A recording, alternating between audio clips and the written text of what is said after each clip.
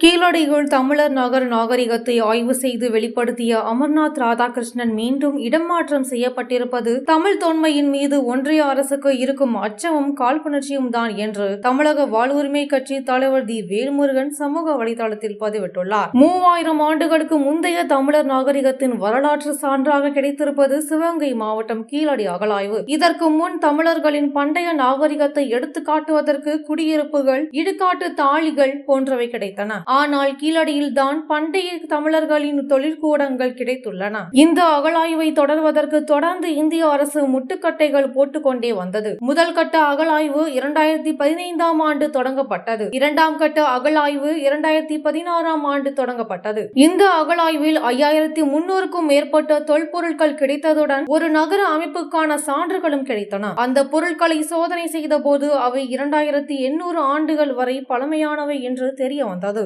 ஆனால் இந்த அகழாய்வின் முதல் 2 கட்டம் நடைபெற்ற அகழாய்வுகள் மற்றும் அதன் அறிக்கை ஆகியவை வெளிப்படும் முன்பே அந்த ஆய்வை மேற்கொண்ட அமர்நாத் ராதாகிருஷ்ணன் அப்பணியிலிருந்து இடமாற்றம் செய்யப்பட்டு அந்த அகழாய்வு பணிகளை தொல்லியல் துறை முடித்துக் கொண்டது. அதன் பின் தற்போது வரை 10 கட்ட அகழாய்வு பணிகளை தமிழ்நாடு தொல்லியல் துறை நடத்தியுள்ளது. அதில் கிடைத்த ஆயிரக்கணக்கான பழம்பொருட்களை கொண்டு அருங்காட்சியகம் வைக்கும் அளவுக்கு தொல்பொருட்கள் கிடைத்துள்ளன.